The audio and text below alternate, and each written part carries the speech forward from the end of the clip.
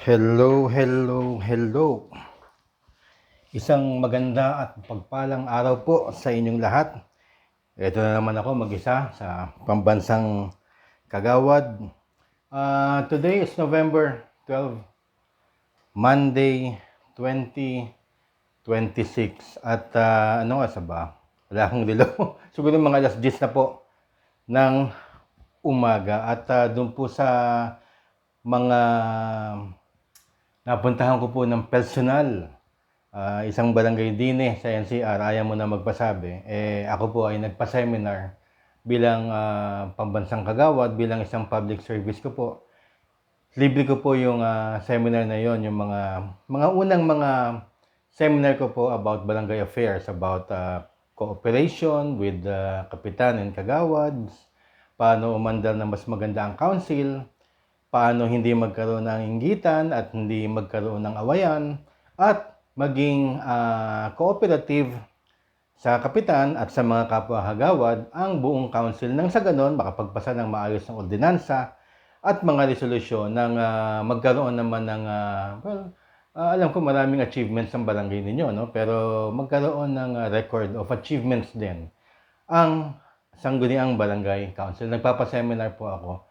Hindi po yan libre, pero yung mga first four na tinataha ko ngayon na maswerteng pinupuntahan, awa ng Diyos, natuwa naman po sila. So I will give you more inputs regarding po dyan sa aking pambansang Kagawad Barangay Affairs Seminar. So maraming salamat doon sa unang nag-avail ng aking pong, syempre, public service na rin po.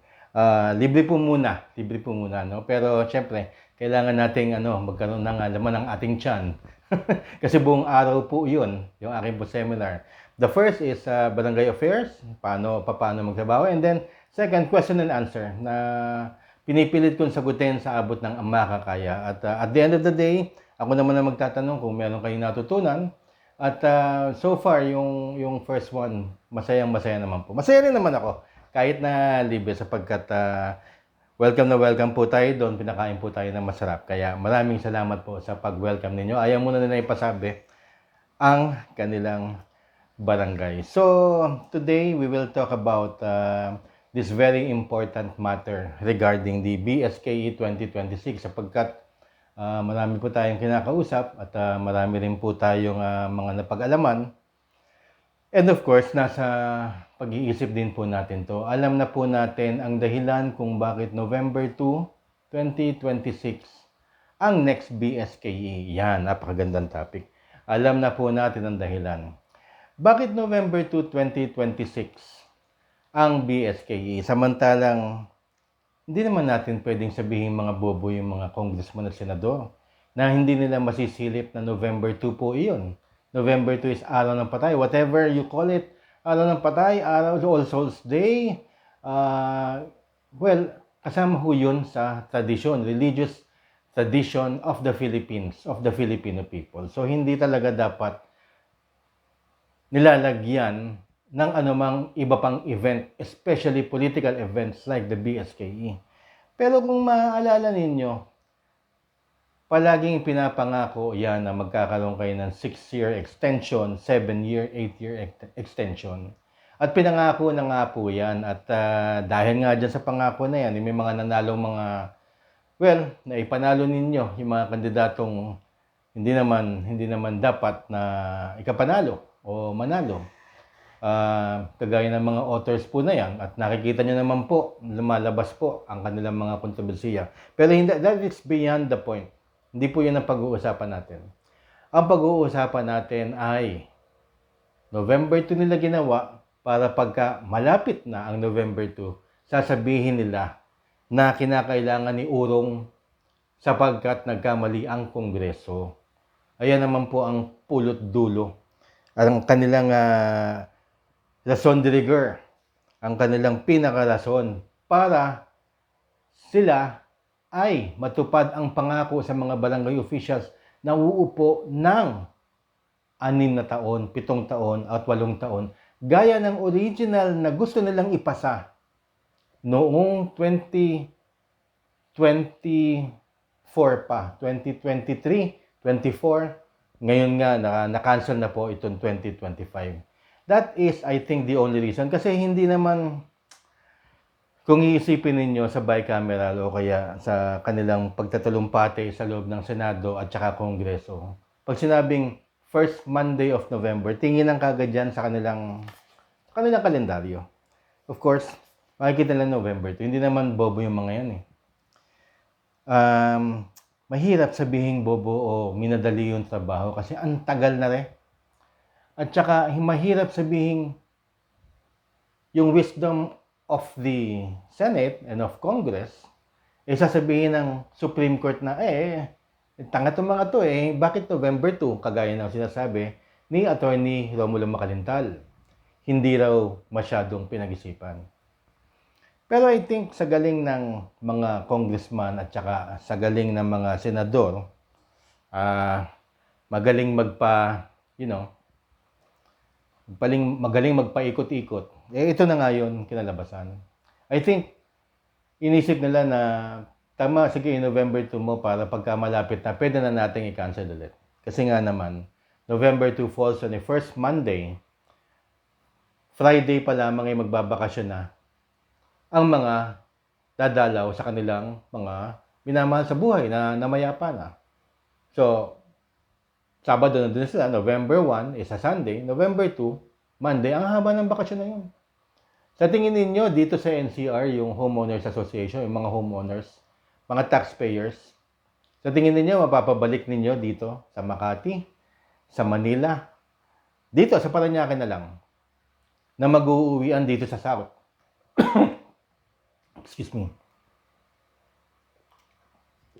South, Batangas, Laguna, Quezon, Bicol, papunta po ron, o sa North, sa mga Ilocos.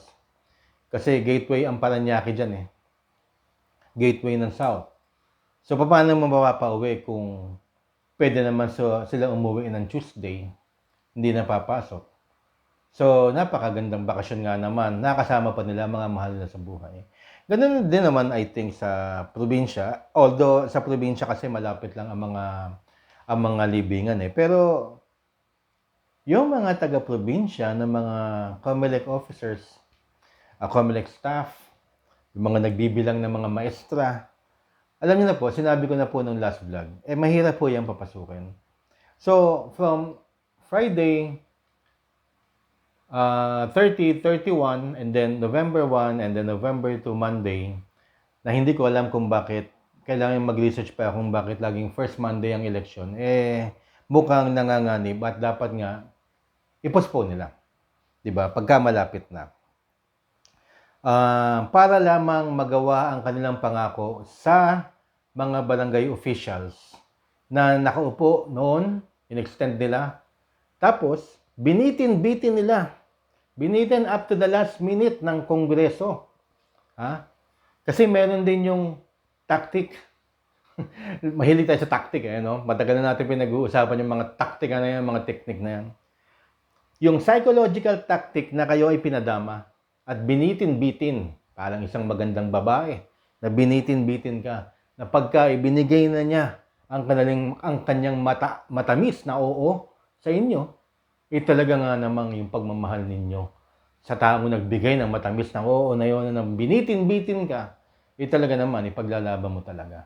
So, binitin-bitin. At binitin-bitin din.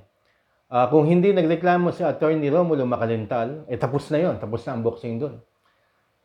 Approve na yung batas. Wala naman kasing umarang. Except Attorney Macalintal, syempre, yung taong bayan na iba. So, marami nagalit. So, it was doon sa Supreme Court. Alam naman nila pupunta sa Supreme Court. And alam nyo naman, and alam natin, na bago kumilos, bago magdesisyon ang isang bagay, ang isang departamento, ahensya, at branch ng isang government, sila nag-uusap-usap. Kasi hindi naman magtatalo-talo yung mga yan. The Supreme Court justices were, alam nyo naman natin, appointed by the President. Ano yan? Papa-impeach mo Presidente, sunod-sunod, culpable violation of the law. Hindi. Ano yan? Yung COMELEC, hindi sasang-ayon, wherein the commissioners and the the first commissioner, si commissioner chairman, the chairman of the commissioners is also appointed by the president. Ganun din ang Kongreso. And I think yung play nila na yung LEDA, kunyari tumanggi ang presidente and nagkagulo, and then bumaliktad naman kagad dahil sinabi ko nga marami nagpuntahan ng mga local government officials at mga grupo ng barangay, napabaliktad ang Pangulo. Pero those are all political plays, those are all tactics. Leading up to November 2, kasi pag sinabi mo sa presidente, Sir, November 2 election. O bakit November 2? Hindi naman siguro. Alam nga naman hindi alam ng presidente yun. Ano? Kailan ba eleksyon? BSKE natin November 2. Bakit November 2? All Souls Day yan. Para maayos pa natin yung mga barangay officials natin. Sapagkat sinasabi ko lagi, ang 2026 nakatuon sa mangyayari sa 2028. Ngayon pa lang, they are building an army. At ngayon pa lang ang barangay ang number 1 army ng sino man tumatakbo sa national. In fact, kung inyong maaalala, dapat magkakaroon ng eleksyon kasi ang last election 2018, tapos 19, 20, 21, 22, tapos sa cancel ulit, hindi ba? Tama ba ang dates ko?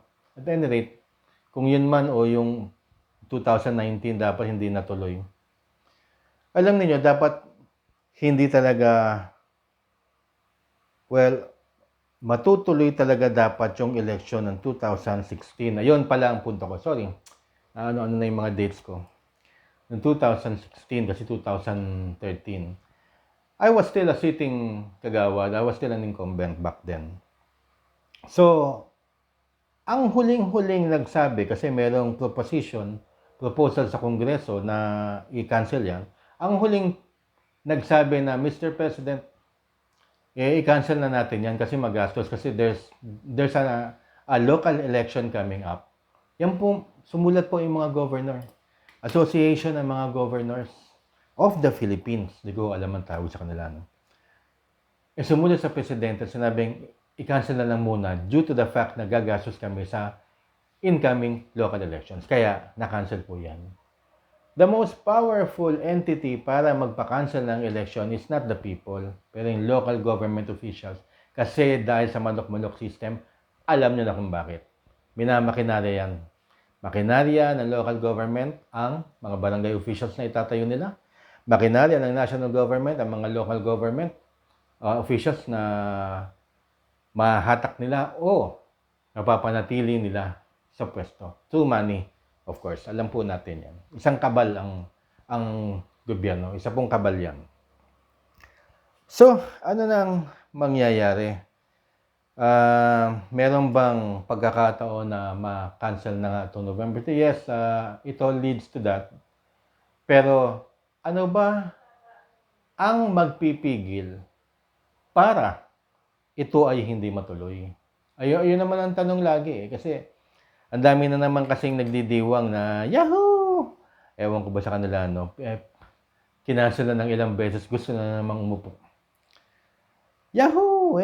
Nangangamoy, ano na naman, postponement. Well, totoo naman, nangangamoy nga talaga. Kasi nga, planadong-planado naman eh. Even years before. Kasi if you do not have the prescience, or the, yung advanced thinking, yun na may ibig sabihin yan. Hindi advance ang thinking mo sa politika, wala kang aabutin talaga sa politika. Dapat kada taon meron kang nangyayari o meron kang plano. Yan ang politika. Tanungin ninyo yung mga magagaling na mga politiko, alam nila.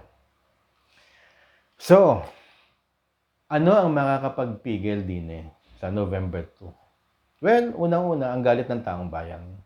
Kasi nung huli, marami na talaga nagalit. Wala lang nangyari sa galit na yon sapagkat sunod-sunod yung sakuna natin. I think it was, the hand of fate na natabunan ang issue ng barangay dahil nagkaroon ng mga flooding. Ito yung flood control na kontrobersiya. Ang daming bagyo na pumasok sa bansa natin. In other words, kung tahimik lang to, yung galit na ramdaman ng mga politiko. And I think, ang galit lang naman ng taong bayan ang makakapag-dikta kung saan ang punta ng mga galaw ng politiko. Tingnan mo na lang yung sa wala na yung galit dyan sa flood control. Although, kokonti na lang ang mga maiingay. Ay, lakasan naman ang loob ng mga gobyerno. So, hindi natin pag-uusapan yan, yun lang yung dinadrive kong punto sa inyo.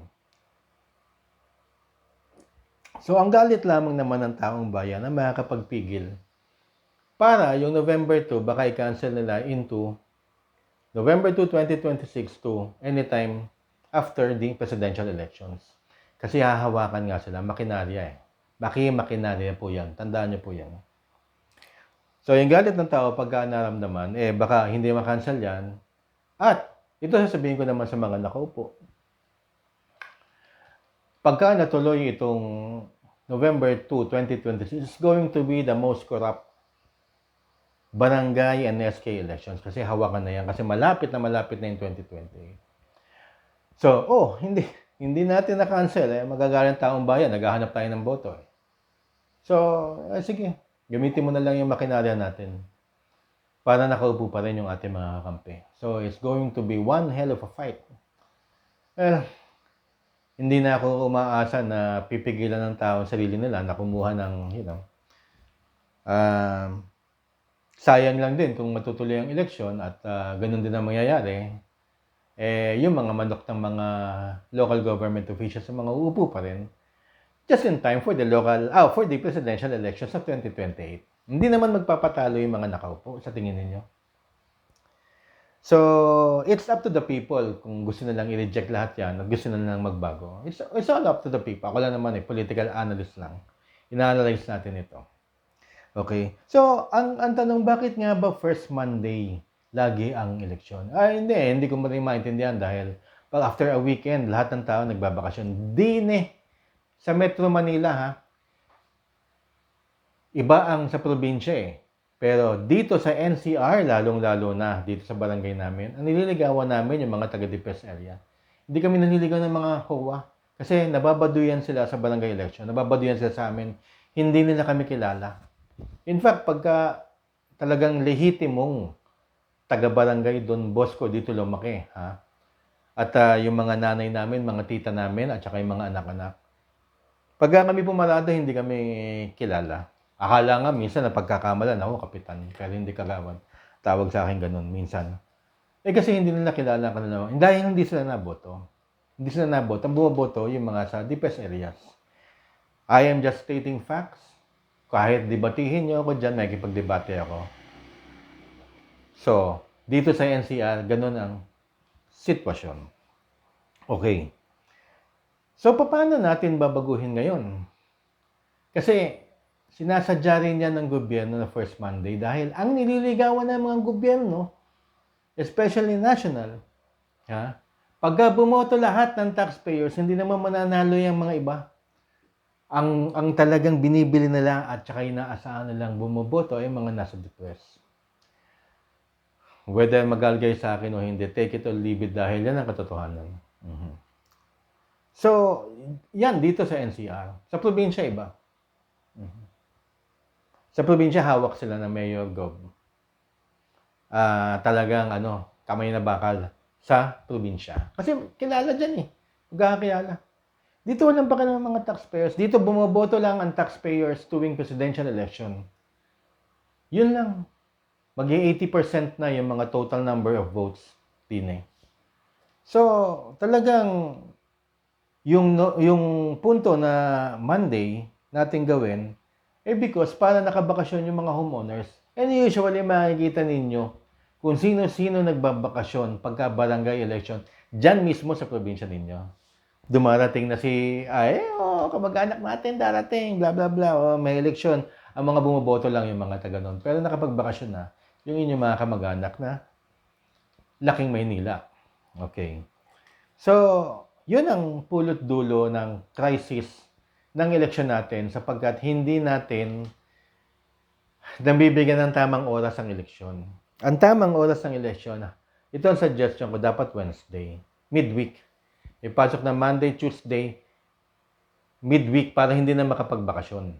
Okay? Number 1, at least mapipigilan ng kahit paano. Number 2, bakit natin kinakailangan na Wednesday para para mapilit natin. Pero mapipilit ba natin ang taong hindi bumoto? Hindi natin mapipilit because ang masakit sa pagboto is karapatan yan.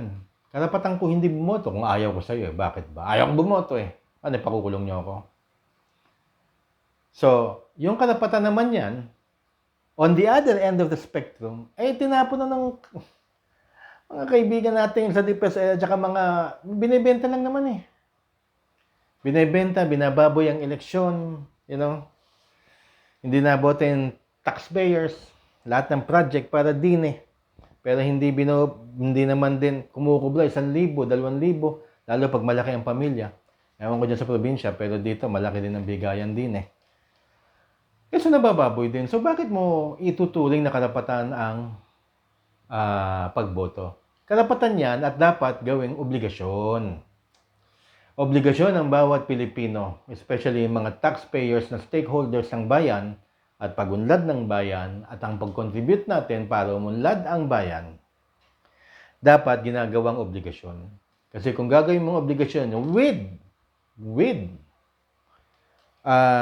the caveat that there is a penalty, kung hindi ka, light lang naman, there is a penalty regarding na hindi mo pagboto, ay mapipilitan magboto yung mga taxpayers. Mapipilitan bumoto, I think, hopefully 90% of all the Filipinos. Kasi, 111 tayo as of last count, population. Pero ang talagang dapat na maging botante natin is, I think, nasa mga 50M. Almost kalahati. Pero ang bumoto lang naman, yung nagpapanalo is almost 30 million. That's something like 11, 15. Kulang na kulang pa. Kung sa tingin ko halimbawa mga 60%, 60 million na Pilipino dapat ang mga bumoboto. Pero, kung bumoto man ng ganong kalaki, it's because it's a presidential election. Tanungin ninyo dito sa barangay namin. 20% lang ang bumoboto. At yun yung mga inaalagaan namin ng mga sa DPS area. Alaga yan. Alaga ng mayor, alaga ng vice, alaga ng konsehal, alaga ni kapitan, alaga ni kagawad. Kanya-kanya kaming paano dyan. Oo. So, in effect, ang nagpapatakbo sa atin is the minority. Ang nagpapatakbo ng bayan natin are the minorities because the taxpayers who are supposed to be the majority of the population of the Philippines is not participating. Kasi nga dahil dito, mali ang schedule. Gawin mong Wednesday and gawin mong obligasyon, hindi lang karapatan. Kasi ang karapatan must be equated to an obligation para sa ating Pilipino. Obligasyon ko yan sa kapitbahay ko na bumoto. Obligasyon ko na sa kapitbahay ko, boboto ako para ang kahit sinasabi ng mga homeowners sa mga taxpayers, hindi ko kailangan niya mga barangay. Mali yun, maling thinking po yun. Kaya sisira Pilipinas eh. Sa'yo. Dahil may bahay ka, may kotse ka, may trabaho ka. Oo. Pero yung mga nasa probinsya, yung mga walang trabaho, yung mga nasa DPS area, pag hinawakan niya, hinawakan talaga yan. Pag walang serbisyo dyan, wala talagang serbisyo dyan. Eh ikaw, dyan ka sa posh village mo. Ang ganda ng, yung infra projects nyo, kumpleto na. Eh pero sa mga may, yun ang hindi naiintindihan naman ng mga naandin eh. Diba? Kaya dapat himukin nila na bumoto lahat. Himukin natin. Kasi ang boto ko, halimbawa pag sinabi ko, okay na ako eh.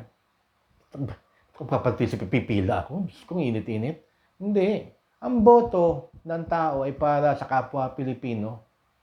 Kung meron dyan sa probinsya na inaapi at hindi binibigyan ng tubig dahil hindi bumoto sa isang mayor o sa isang kapitan, dapat yung mga talagang stakeholders doon bumoboto laban sa kapitan na yun para matulungan mo yung kapitbahay.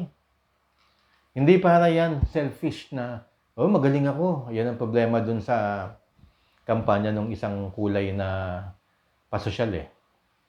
Kasi akala nila righteous. Ang boto nila ay para sa kanila. Mali. Ang boto ng tao ay para sa kapwa tao.